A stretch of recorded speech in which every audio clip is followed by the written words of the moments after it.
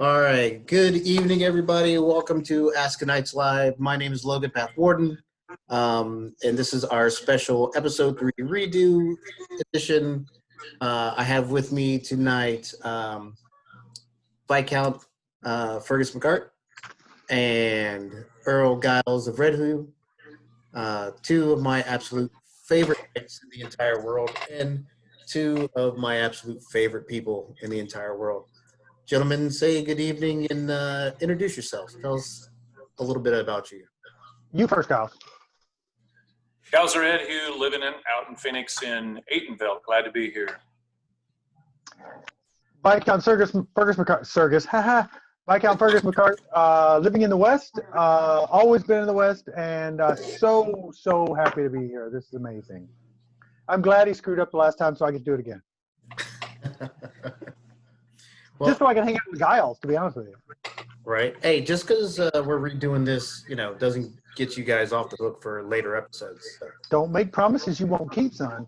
Oh, I'll keep. You know that I will keep. All right, gents. So, are you ready to get into these here questions? More than ready. All right. Okay. So this is one that was a lot of fun on a past episode, not the one that we did earlier. But do you guys have any pre-tournament rituals, like something that you do before each fight? In addition to, of course, the things that we always do in our saluting the crown and your inspiration for the day. Giles, do you want to lead off? You want me to? Sure, I got it. I can't think of any rituals like, well, I guess what people think of normal rituals, putting the left boot on before the right boot or whatever. I think the biggest one for me is, especially if it's a tournament, I talk with my lady. I get a kiss from my lady prior to going out. If I'm going off for war, if she's there, because she's a busy lady sometimes, but more than often it's just no. I guess I don't have a ritual other than getting some words from my lady. I'm kind of right there with Giles, except for there's one aspect. A long time ago, when I was an unbelt, I had a moment, right? And thank you, Alden, Duke Alden, at that time, King Alden. The first time I'd ever gotten pulled over to the night side. And I'm sitting there and I'm freaking out the entire time, right? Like I'm like, oh my God, oh my God, oh my God. Standing next to me is Obadiah the Obstreperous, right? Great man. His armor was the first armor I ever wore. First time I ever fought, full on. And I'm sitting there and I'm freaking out. I'm like, what do I do? What do I do? And in my head, this thing happened. And this is a adult-rated show, right? So I could use whatever words. In my head, I went, oh God, fuck it, right? Like, I'm just going to get this done. And I thought that was in my head. And it wasn't, like, at all. I literally was like, saying, I was like, fuck it. And Obadiah looked at me like, what? And I'm like, oh God, that was outside, right? And literally that's the moment I have when I enter tournaments now. I have to have my F it moment. Like, I'm going out to do my job, right? I'm here. I've done my training. I've done everything I was going to do to this point. I can't change it now. All I can do is go out and take my toolbox out there and throw it on the field and see what happens. So every time I go out there, mentally, I do have a little ritual. I go, F it, let's get this thing going. Boom, and I'm on the field. Like, whatever happens, happens. So I just kind of released myself from all worry and care, and just like, I'm going to hit somebody with a stick or they're going to hit me. Done, right? One of us is drinking beer faster than the other one. Either way, you both win, right? So on that note, on winning, what do you guys think is the difference between winning and being successful as a fighter? I'll start off on this one. I could give a rat's ass less about winning. I could. Our game, and too many times I find that people are too caught up on the aspect of victory. You have to understand in our game that you never win a fight. Like, that doesn't happen, right? You are granted victory by your opponent. So you don't win. It never happens. Your opponent agrees that what you did bested them. And they grant that to you. And they can easily go, no, that wasn't good enough, right?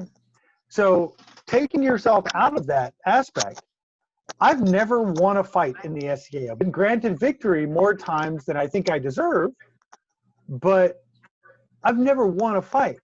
So for me, it's just going out and enjoying that moment, that aspect, that time that person has granted me in their life for me to do my best to best them and for them to do their best to best me. And whoever comes out with the granting of victory, awesome. Let's move on. Let's do the next one. Guys. So just to make sure I remember the question, it's between winning and victory, right? Well, what's the difference, in your opinion, between winning and being a successful fighter? Successful. Okay.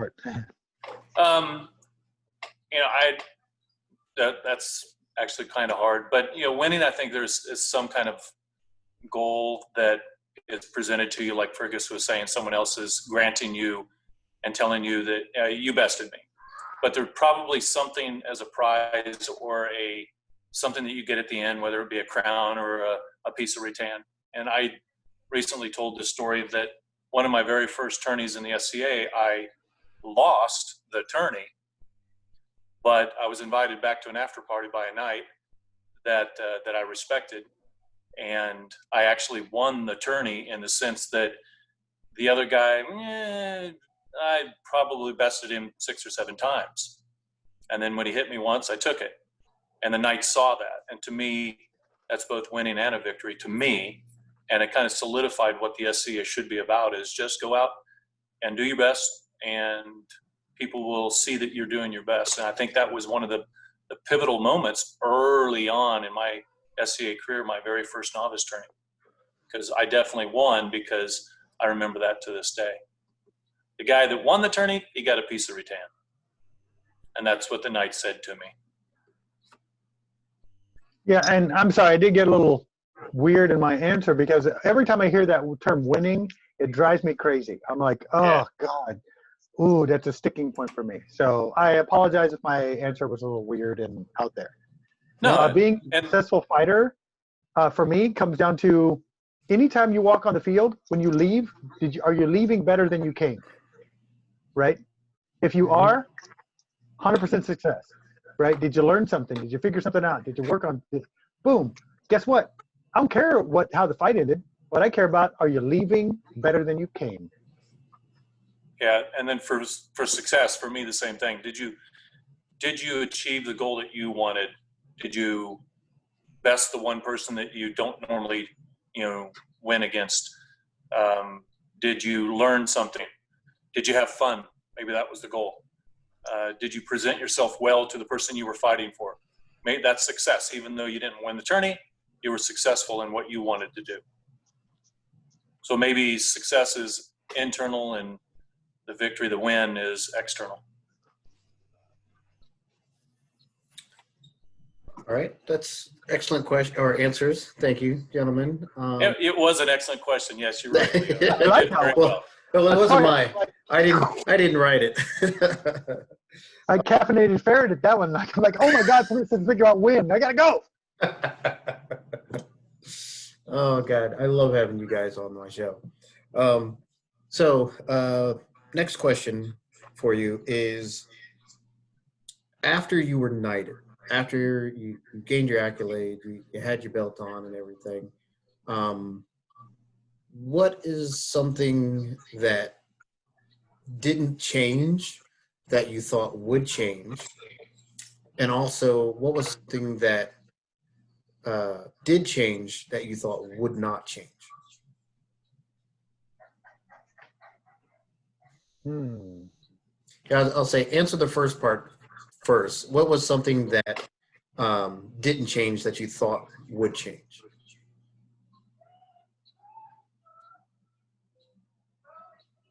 You know, I'm kind of drawing a blank. Me too. Like what? Um, I was still putting up my own tent. I can tell you that. Sorry, we're having a hard time understanding you. Oh, sorry. I was like I said, I'm still putting up my own tent. So like that didn't change. Like what? I honestly don't know how to answer that one, Leo. Or I'm sorry, Logan. You know, I do have something. One thing I thought would change was an internal struggle for me. I thought after getting the accolade that I would feel more confident in what I was doing. And it was actually the absolute opposite. Like, I was like, oh, now I've got to actually perform. Like, before I could hide under my red belt and behind my knight's white belt. But now I got nothing. Like, I'm out there. Yeah, I think that was different for me because I was an unbelted peer. And so as soon as I gave up that crown, I had to keep up, you know, the reputation of a peer. I had to fight like everybody was trying to kill me because they were. And so when I got belted, to me, it was the same thing. I had to live up to being a peer and a belt. So I guess maybe that's why I'm struggling, because I expected it to be hard. I expected it to be challenged. I expected to always struggle to live up to the ideal of what people and my family and my lady have for me. So I guess that's why I'm struggling to find an answer. I think maybe I was well prepared by the people that prepared me. Maybe. No, Yeah, I suck at this question. it's a hard question. I like it though. I'm like, now I'm thinking. I'm like, wow. I told you this is round 2. It wasn't going to be easy. Yeah. I'm telling you, I got to keep my left up. Like I got to block better. You get no softballs tonight. You've done this once before. Yeah, I know. Can we find the old tape?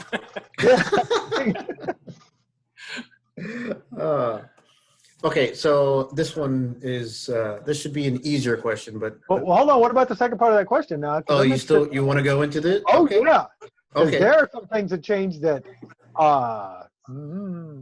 Okay, so what are some of the things that did change, or that? Yeah, what are some things that did change that you didn't think were going to change? People forgot that I put my pants on one leg at a time. Like from the morning when I was looked at and people would call me, "Hey, Fergus, what's up?" Blah blah blah. To right after I got karate chopped in the jaw by Thorfinn, I became Sir Fergus, and like they treated me utterly 100% different. I'm like, whoa, whoa, whoa, whoa, whoa, whoa. I'm still the same dude. My jaw just hurts. Like, just to be clear, like I'm same guy, same stories, same fighting style. Nothing has literally changed from 30 minutes ago. Why are you treating me different? And it really was telling that, right? It was telling that people did that, and I'm like, that's not how this works. I'm still the same dude. I hope I wasn't one of those people. No, you still treated me like crap. It's all right. It's only because I love you. Kyles, you want to take a swing at that one? Again, I don't think there was a change for me. Maybe because our unbuilt peer thing community was small enough that they knew who I was and what I was. There was no, for me, change. I know that sounds like a cop-out, but I just honestly can't think of anything. No, I can see that though with the fact that you were already an unbelted peer where I wasn't. I could totally see that, right? Like you already had that moniker. Yeah, that bar was already up there. Right. I can see that. Interesting. Yeah, I can understand that one. All right. So you guys ready for your next easy question? Easy-ish. You betcha. Yes. Airport. So the meaning of life is Okay, so who is an unbelt that influenced you after you were knighted, and how did they do that?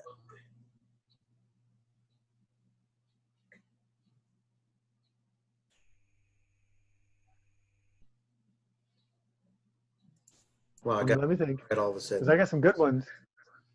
Go ahead, Fergus, if you would. There's so many, right? Like so many unbelts for so many different reasons.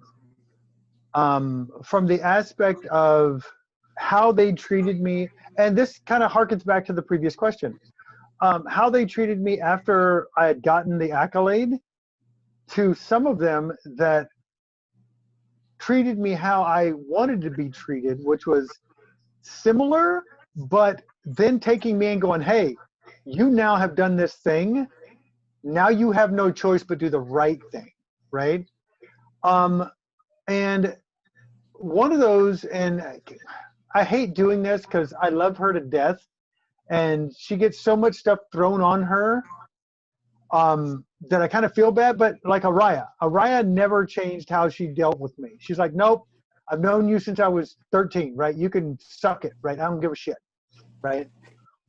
I'm still gonna punch you in the neck, right? I don't care. And it really kept me grounded.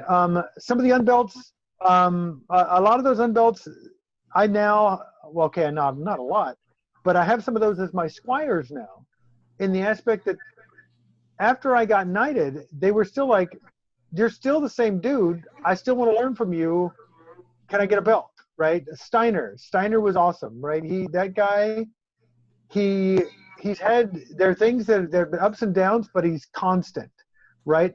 Rothgar Rolfson, that's another guy. Like that guy has had my back since day one, and has never once stepped down and been like, nope, you're a knight. He's like, no, you're being a dumbass, right? Like we're gonna fix this because that's not allowed. Those are the type of people that I love to have around me, and that I was blessed to have around me before I got the accolade, and now that I have the accolade, are there to remind me, hey, just remember, right? So there are a few, right? Right. I got you. Yeah. I could add to that list all day. Yeah, so I could probably talk all night long about it, but there are a few notable people back in Rock and Vault when I was knighted. Ace Stan, if you're listening, you're all that, buddy. Robert Canterbury, who sang me out as I was leaving the hall. Yeah. Just so many. And then here, came here to Aytonville, and a few people didn't know me from Adam. They didn't have a belt. They didn't know if I was anything from a new person showing up with their kid. And they came over and started talking to me. Those people are inspiring. As now, Sir Casimir is one of those. I'll say the name. Came right up to me, started talking to me. Just lots of people. Duncan, I'll say your name. You came and gave me the coldest beer I'd ever had, and your unbelt. And I was just simply stripping off my equipment. I don't know if you knew who I was or what I was. You gave me the coldest beer here in Aytonville because it was so bloody hot at one of the events.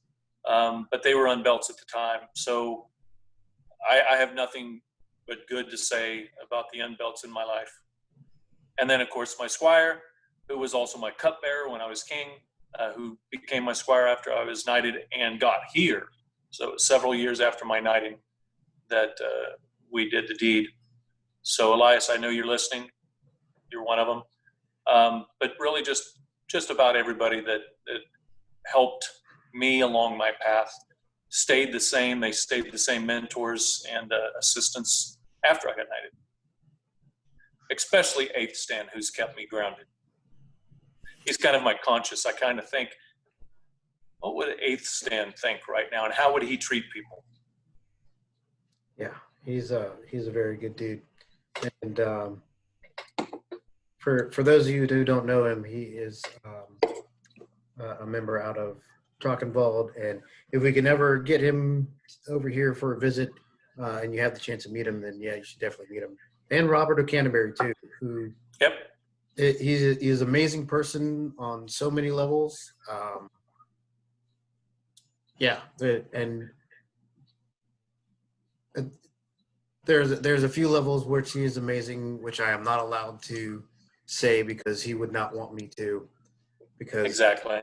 yeah, Well, I like him already. Bring him to my house. Let's have some beers and smoked meat. Let's go. done. We will do that. Grr.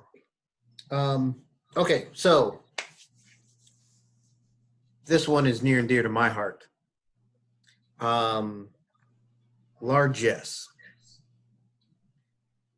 How do you think you should approach largesse, and what exactly does it mean to you?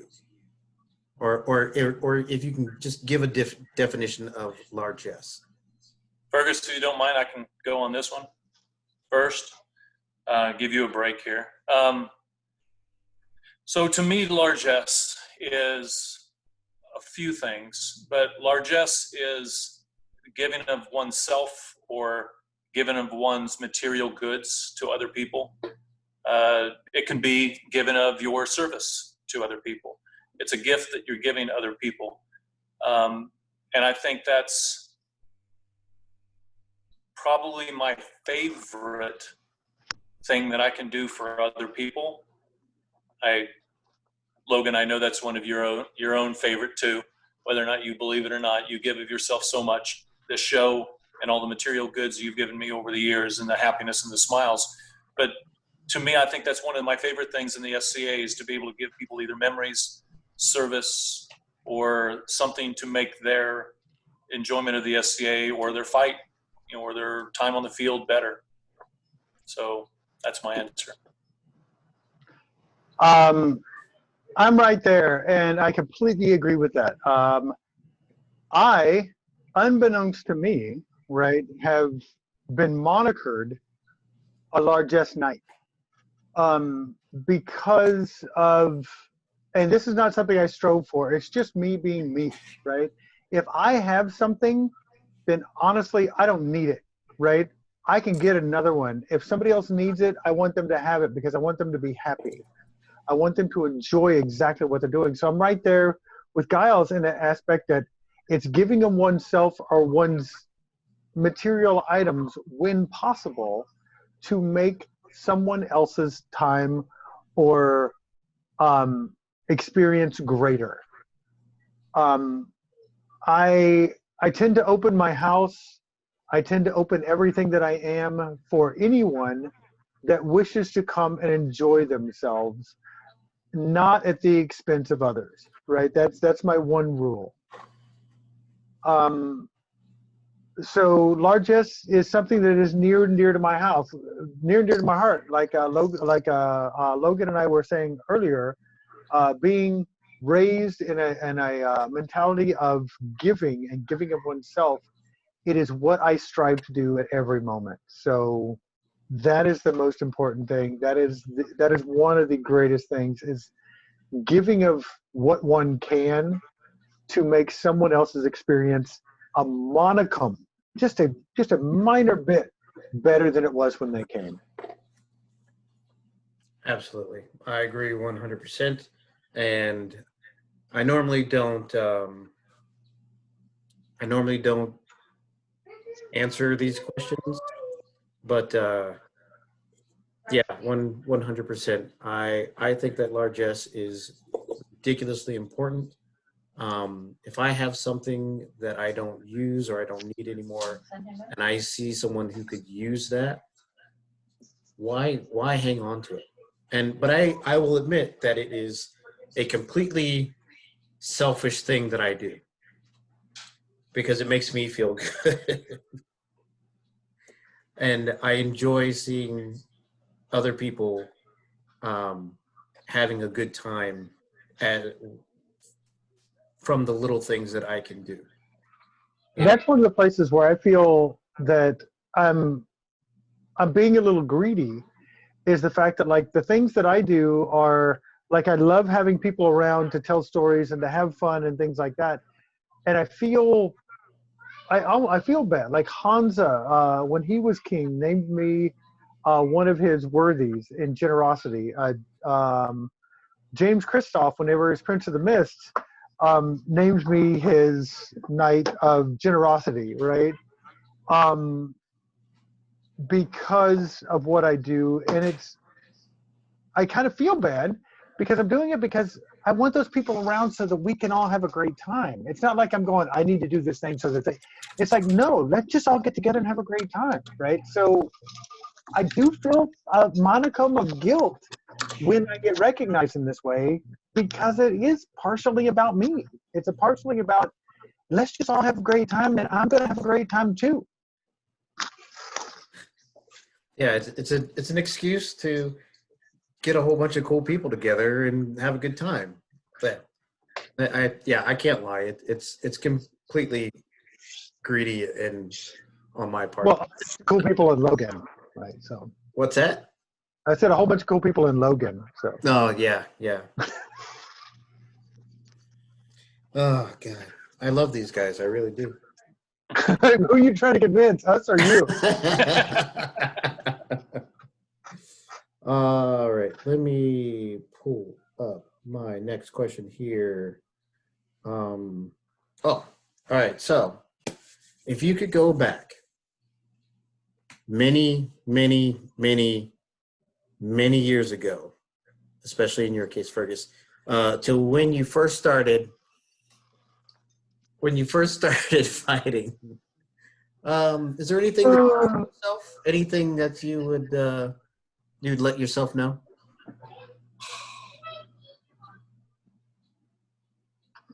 Do we have enough time for this question? Like, what time is it?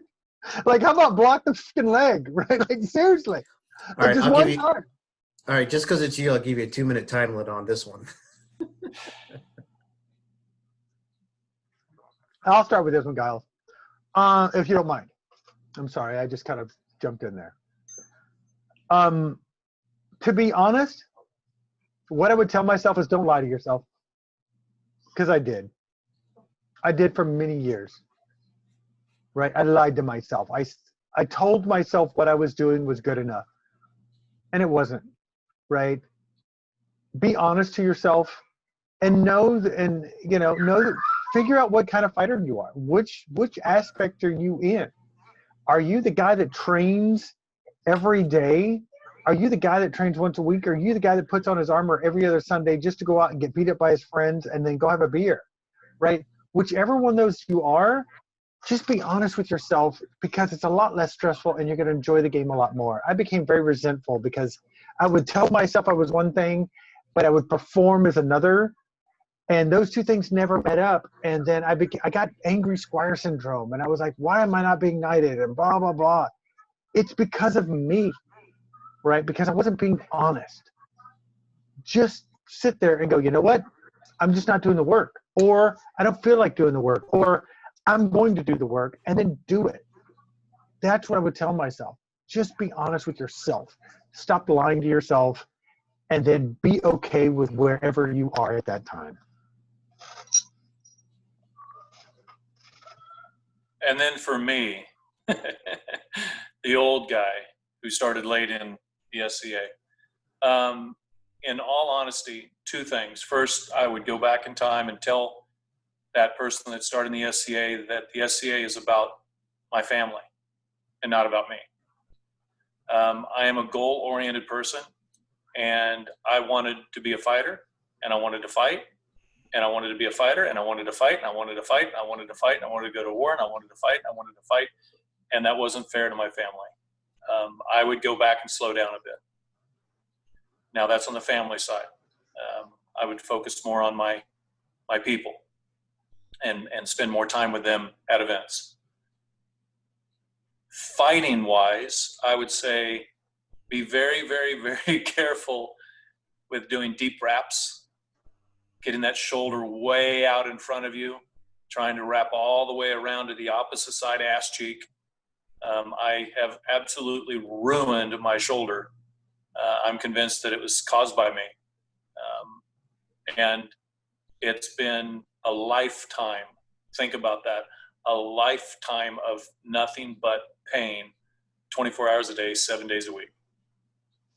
I have a hard time even lifting above my head and picking something off the top shelf. That's how bad I think I screwed up my arm in my quest to be as good as I could be. Whether or not I got knighted or not, sure, I wanted that, but it wouldn't have ended my fighting. I would have still done it because I'm a full contact type person. I mean, I can make chess into a rugby match. I can make making sandwiches into, a combat sport. That's just, I love doing things like that and being in the fray. Worked really well with 27 years in the United States Army Infantry. That worked real well. But I would go back and be very careful with my body. Not saying don't do it, but understand that there are some things that you probably don't need to do that can, body mechanics wise, screw you over, but good, and need surgery. And I'm deathly afraid of surgery, so I don't do deep wraps anymore. Hey. Yeah. If I can real quick, jumping off right where Giles was at, 100%. My knight told me this a long time ago, and it was a hard lesson to learn. Let yourself heal. Don't listen to the pressure. Let yourself heal, because you got the stick jocks out there. They're like, "What are you being a wuss?" Right? Blah blah blah. If you're injured, heal.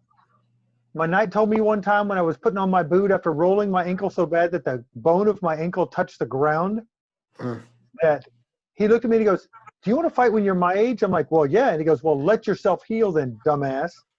Right? And I was like, "Oh, yeah, there's that part." Right? So, yes, listen to your body. Giles, you are 100% correct. Thank you very much. Awesome. And I will say, Giles, as someone who has been on the receiving end of one of those deep wraps, your shoulder may have a lifetime of pain, but my right ass cheek still remembers that day. So just so you know, you gave. And maybe it was worth it. Bad touch. That's just, yeah. It's like, where the hell how did he get behind me? I'm everywhere. He's everywhere. Okay, so Knight's Chains. Show me your favorite, and tell me if there's a story behind it that you would like to share. I will have to go get my favorite. Nope. While Gomez is gone, I can tell you my favorite two. Go for it. First, there's this one. This is the Knight's Chain that I was playing with. This Knight's Chain was given to me by His Grace Mark Darrendale, and the funny story is very cool. I was getting. Some people will say I was getting close tonight and stuff like this. I don't know how long it was because it was a conversation I wasn't involved in. My wife looked at this chain on Mark's neck, right? And she's like, "Man, that's a really nice chain." She's like, "Where did you get that? Because I want to get one like that for Fergus if he ever gets knighted, right? I think he'd really like that." And Mark goes, "Don't worry, I got this." I just found out 2 weeks ago that this was the chain that Mark was knighted with from Jade, right? And the fact that he would give that up to me, I have a tunic, and I can grab the tunic. It has wear marks where this chain sits, right? Someday this chain will leave my neck to someone else. But until that person comes along, I will wear this chain every time I am in armor. My second one is this one. This is my fighting chain. This was made for me by my squire Drecky, right? This is wrought iron. It is purely and specifically made for fighting. It has seen the field. It has seen pain. It has seen feats of just inhumanity. On it, there are 2 links that are not the same. One came from a chain that was given to me by Wilhelm from from Sir Sebastian. And Sebastian gave Wilhelm 3 chains when he knew that he was not long for this world. And he said, I want you to give these chains to 3 war fighters, war knights that you believe exemplify what war is. And Wilhelm gave one to me. I gave that chain up to Neil Greenstone, who was his squire that never renounced his knight even after his passing. I told him his chain needs to go home. And he gave me a link from that chain so that I could always have one. The other link is to remind me that there is always someone worthy. And that's the chain that I wear every time I put on armor. Every time you see me, is I will fight in this wrought iron rusty chain. So those are my 2 favorites. The other colorful one is super cool. There's a cool story, but I'll let Giles go. I'm going to try to get a close-up on here. Here's the chain that I was knighted with. It's from Alfred Carlisle. And the reason why it is special to me, other than I was knighted with it, was Alfred came to me when I won Crown Tourney, and I was unbelted, obviously, and he gave me a discussion about what a chain is, and he gave me examples of how a chain is symbolic of multiple things, but one of them is that every link is valuable, and if one link in the chain breaks, the chain is no longer a chain, and so therefore all virtues are important, because if one of the virtues that you believe in is broken, then your nobility, your knightliness is broken. If you're weak in generosity or weak in prowess or weak in hope, then you need to fix that chain, that link.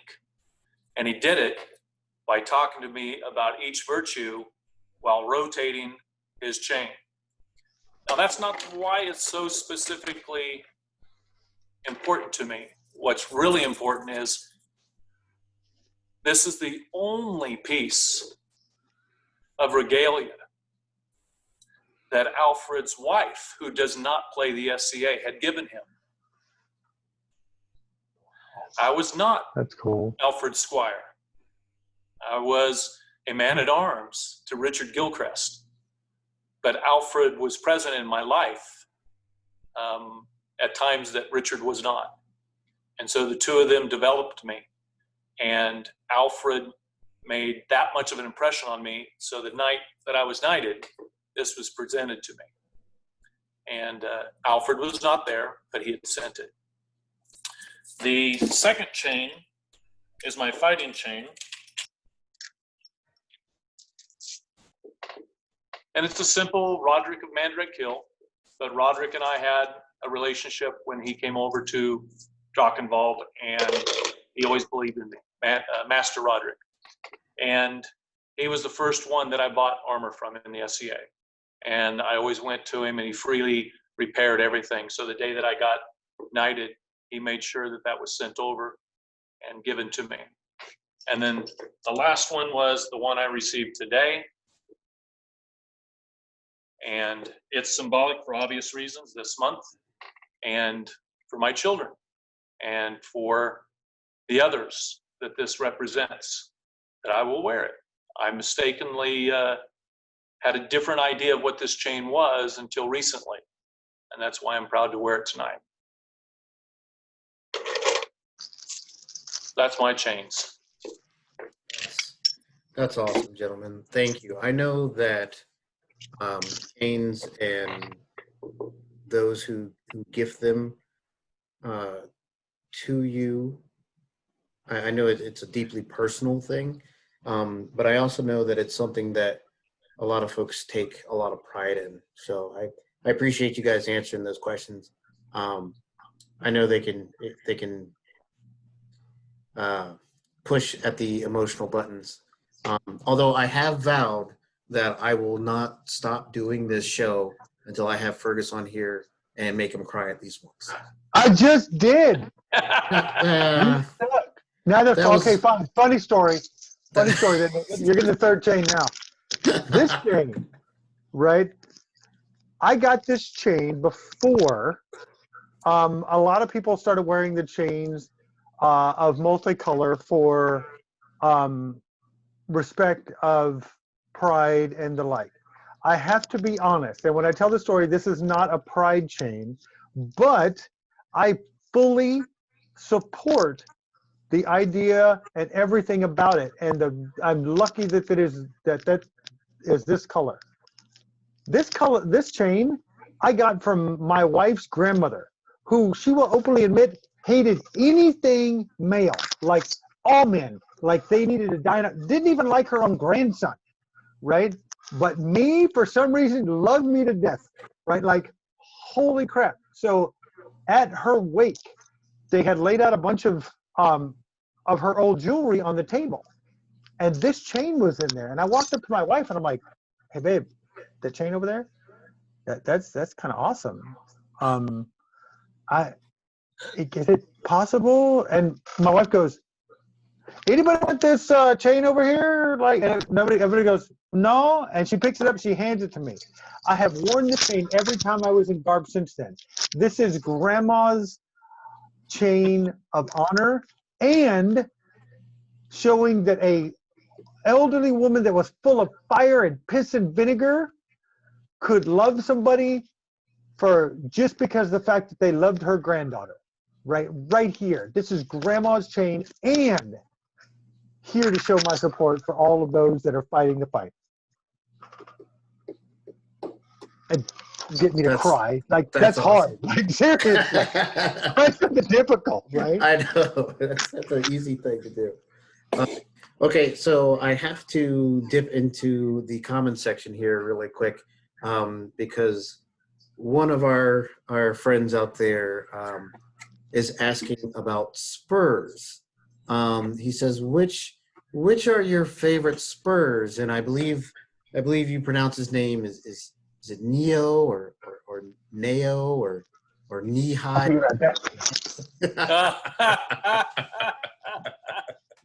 Neo, huh? Yeah. Which funny. So the guy that would never have ridden a horse is asking about Spurs. Okay.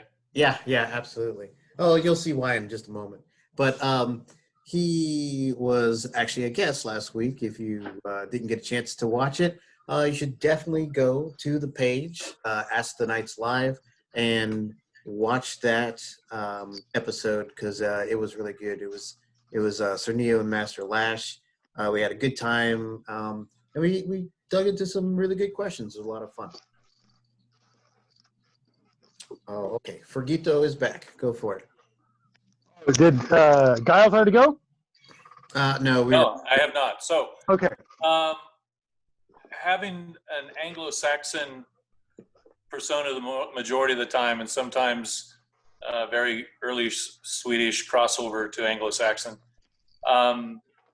Spurs honestly mean to me that I'm a knight of this SCA, but not necessarily with my persona, because I wouldn't have necessarily been needing Spurs. I do have 3 sets. Obviously, I was knighted with 1 set from Raymond of the Quiet Express, which are beautiful rondelles, but not necessarily anything that an Anglo-Saxon of 1066 would have been wearing, or even an earlier period. I have another set of prick spurs that are ultimate sharp, and if you make that mistake, you're gonna regret that if you take a kneeling position. But my favorite set, and it's the weirdest thing, I'm not a Cav Scout. I was armor when I was enlisted, and they're Cav Scout spurs straight from the PX, simply because I fight with them. They stay on nice and tight. They're not sharp. They're nice and dull, but they do reflect my time in service in the military. So that's why I wear them. And I wear them on the fighting field majority of the time. If it's especially muddy out, I don't wear them because they do have a tendency to fall off in the mud. That's it. So I now only have 2 sets of Spurs. I gave the third set that was gifted to me years before I was knighted from a great friend of mine, Viscount Gunther Barnier. I gifted them to a recent knight here in the West. So I'm now down to 2. And they both mean a great deal to me. First are this set. The set that are on the boots that I have fought in. And look at these boots. These boots have traveled hundreds of miles. Like, the heel is coming off, right? That, right? Like, the toe is open, right? These spurs were gifted to me by Leotolf of the Silver Hills. And if anyone knows Leotolf, you have to understand that this man is one of the greatest men that walks this planet, right? In the words that he does and the facts that he is giving of himself so much that for him to honor me with spurs at the day of my knighting, they went on my boots and have not left until. And if you don't know Sir Leotolf, then you need to go and watch some of the back episodes of this show because he was on here and he is, like Fergus says, absolutely amazing. He's a fantastic person. So, Fergus, you just said that you need a new pair of boots, right?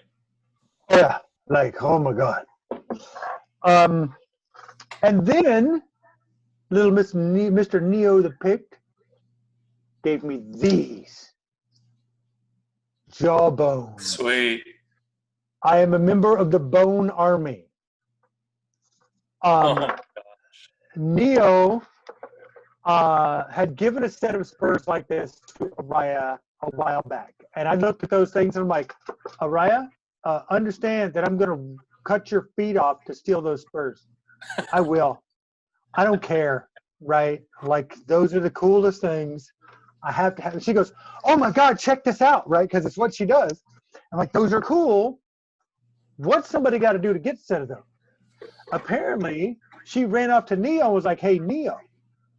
So at the last Estrella, I was sitting around and we were all bullshitting and stuff like that. And I had a pair of new shoes on that didn't have spurs on. And I'm sitting there and somebody comes up and they put their arm around me and we're talking. And all of a sudden somebody grabs my foot and I almost donkey kicked the crap out of them. Because I'm like, what the, right? And I look back and here's Neo, like, knelt down behind me. I'm like, what the hell are you doing? And he goes, shut up, right? And he straps these on my feet, right? These are totally amazeballs. And for the man to honor me with a set of his spurs that he makes for me to fight in and for me to wear, I am absolutely honored to wear them. And these are going to be my war spurs.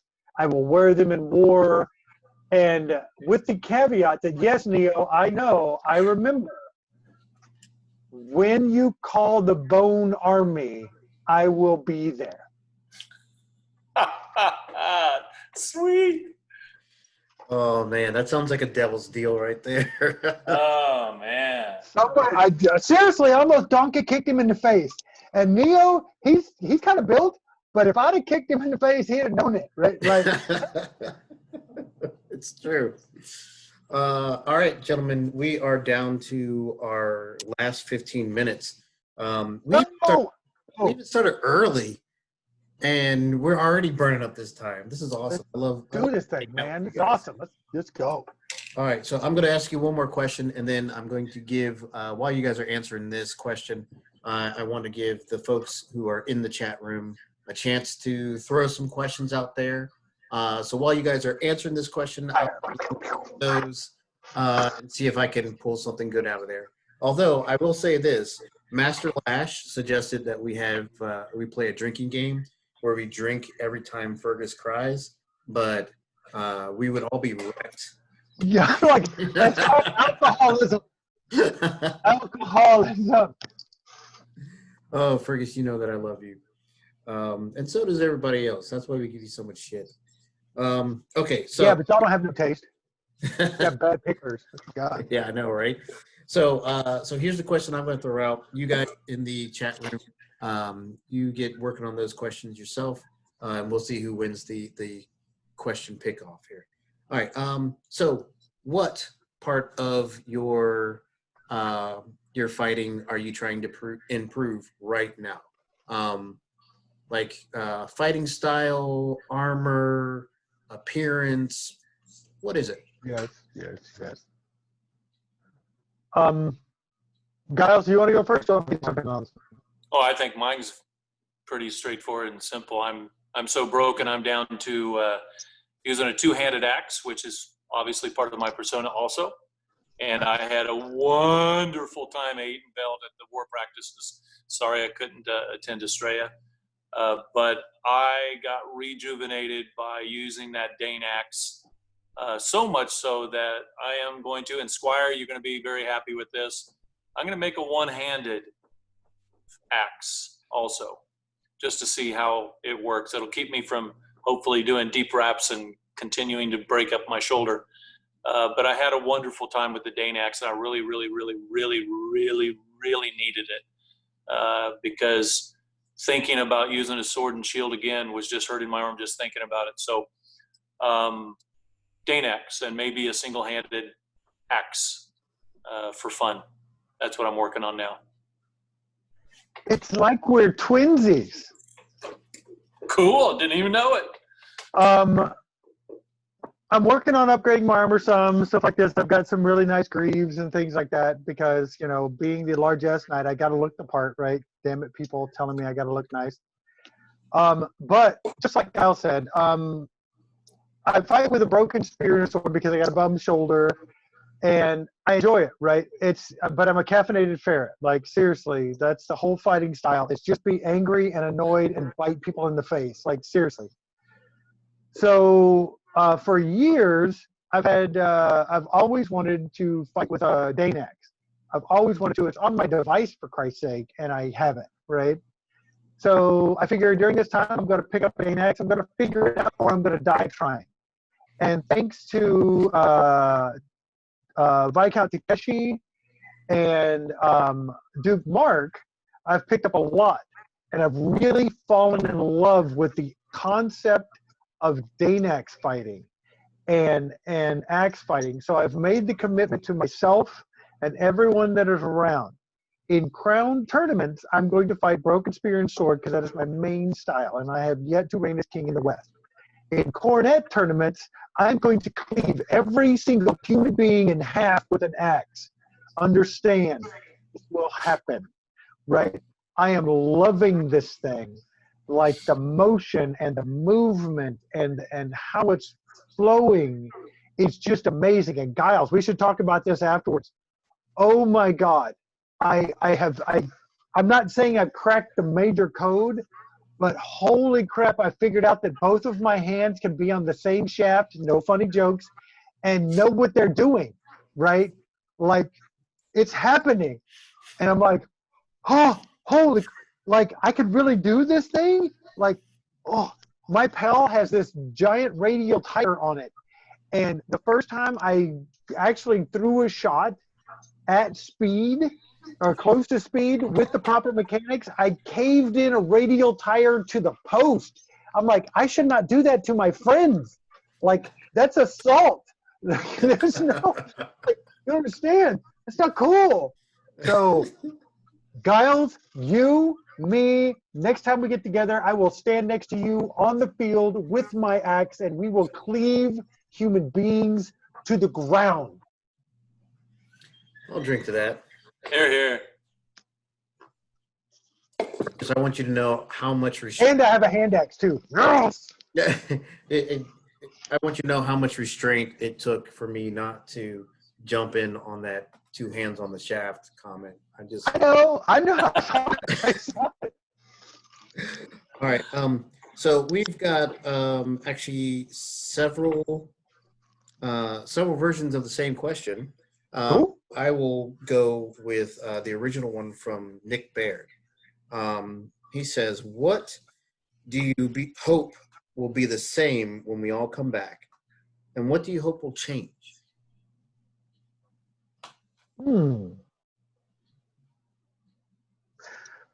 I'm going to jump in on this one, guys.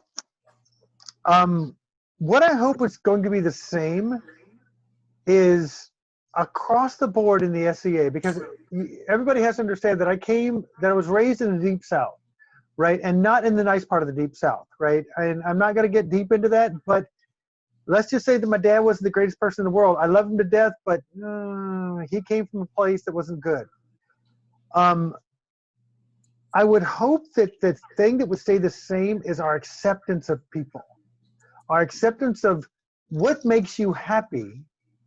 Let me help facilitate that, right? Let me help facilitate you enjoying exactly what we're here to do, right? Because that's the thing that I found after joining, simply to be able to hit people in the face with sticks and not have the cops called on me, right? I learned that there was so much more and there was so much acceptance. It's like, what do you want to do? All right, here, let's see if we can figure that out together. I hope that doesn't change. The one thing that I hope does change is something that a brother knight of mine brought up, and that is the fact that we look at history through a monochrome lens, right? And history, for lack of a better way to put it, right? And please don't think that this is how I feel about it, but it's the truth. History is written by the winners, right? Like, so whoever had the loudest voice because they beat down everybody else got to write what history was. I would like for people to learn and understand and know the other aspects of history. Like, what was there before? How were these people and who were they? Right? That's something I think we could really dive deep into and really broaden our horizons on the absolute aspect of everything that we are, is learning what happened to those that were oppressed. Who were they before? What was their culture? Things like this. I think that's an amazing thing that I think coming out of this, I think that we're all going to be more enlightened, and I think it's something that we can really do and really dive into, and I think it would be wonderful. So the one thing that I hope will remain the same is, and listen to my words carefully, I hope the population of our society does not lose anyone to COVID. I'm sad to probably think that somebody has. I don't know of any personally that we've lost to the COVID disease. So I hope the population is the same or more. I hope we don't lose anybody because of carelessness or because of the disease. What I want changed is, while the SCA is very inclusive, it is, we know this, it is very inclusive. I want it better. I want change in that, because sadly what I've seen in the last few days is not that. I've seen some people that are not inclusive, and I'm not talking just personas or archers or, you know, the difference in peers or all of that. I'm talking about race. I'm talking about gender. I'm talking about identities. I am talking about it all. We have to be more inclusive, or I'm going to be very disappointed.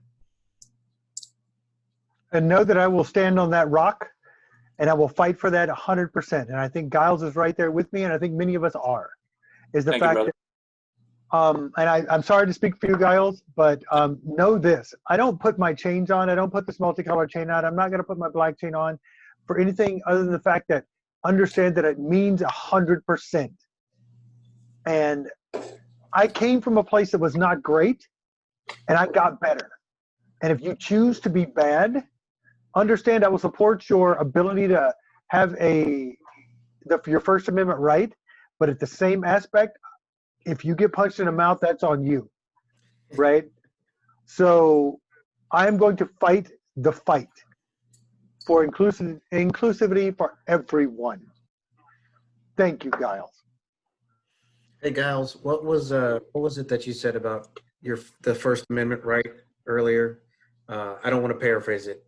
I wanted to. Okay, so to me, obviously having been in the military and a very much of a constitutionalist, I believe that the First Amendment right is your ability to speak out against your government. But if I personally say something to Fergus, such as, Fergus, I think your grandmother is a horrible person, that is not protected speech by the First Amendment. Fergus is perfectly willing, capable, and have every right to correct me in any way he wants to. That is not a First Amendment right. Yep. First Amendment is completely about my ability freely as an American citizen to say I am dissatisfied with my government for this, that, or the other thing. That is protected. And not to be imprisoned for it. Yeah, and that is protected. Yep. I cannot be imprisoned for that by our Constitution. Yeah, because if I it doesn't protect me against Fergus.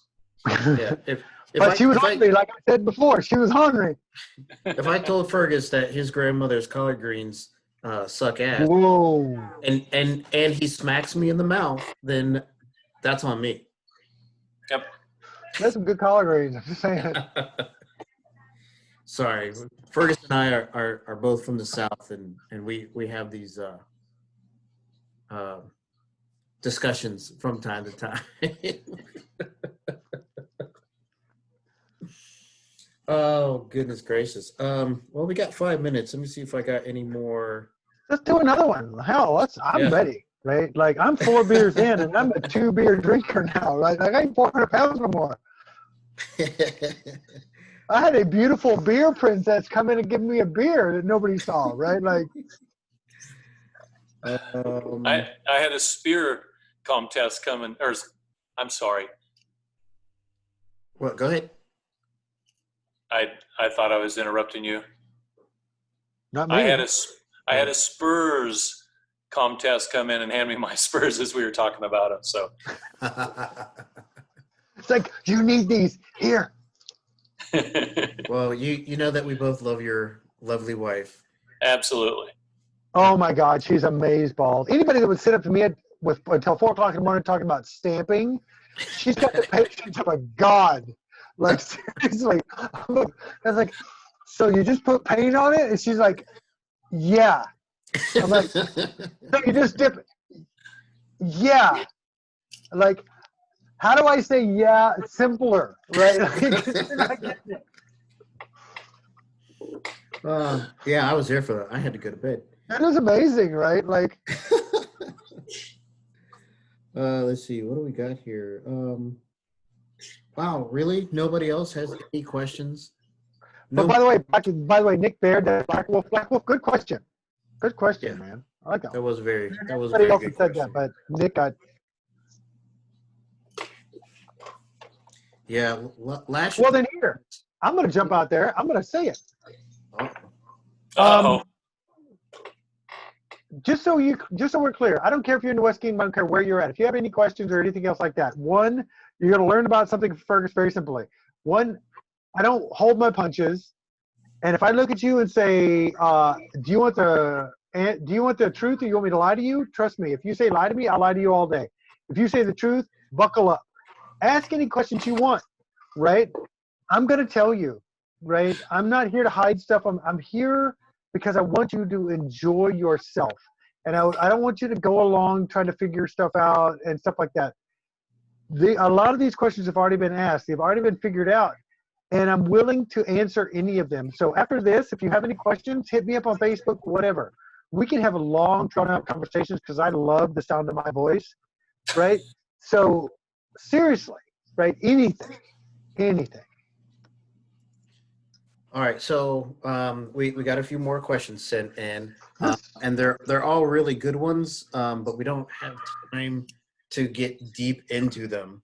So I don't know. I don't have COVID. I got all the time in the world. Yeah, but I have to end my show within an hour and a bit. Yeah. Which one is so, old now? So I'm going to ask a question. It's from a guy named Jordy. Oh God. That's the Squire. That's the Squire. Here comes the smart ass question. And he wants to know if raccoons make good pets or not. I'm gonna let you go first, Giles. No, they do not make good pets.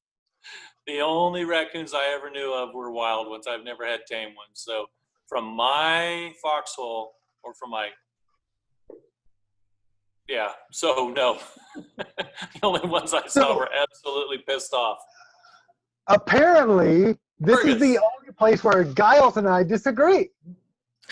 Being the redneck Southern boy that raised a raccoon from the time it was small enough to fit in his 6-year-old palm with a baby bottle, to the fact that she used to lay on my shoulder and pick bugs out of my hair.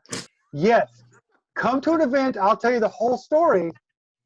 I think they make the greatest pets ever. But understand this, and this is a lead into a long story that you have to come find me for.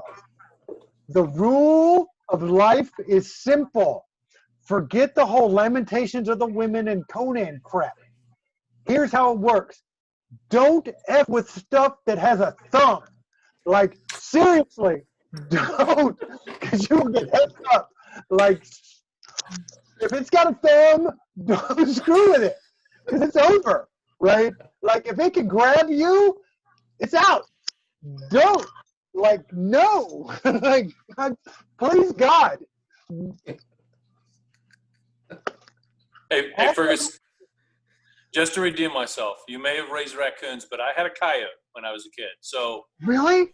I did. That would have been cool. Yeah. Oh God. Holy No, His name was there's Wiley stories E, there. of course. So Wiley E. Coyote. we are not going Exactly. down that rabbit hole. We are not going to do it. Gentlemen, I love you both, and you know this. So the next time the three of us are together, yeah, Thumb. those stories are getting told. I'm telling you. Thumb. And I want to hear the coyote story. Like, seriously? Like, that would be cool. Holy crap. It was cool. All right, gents. Thank you once again for coming on the show again and sharing of your wisdom, your knowledge, and your. Oh, you promised me another one. Oh yeah, you'll get another one. Don't worry. But yeah, thank you guys once again for coming on the show. I can't thank you enough. You know I love you both. So this has been Askanites Live. Thank you all for coming out and watching it.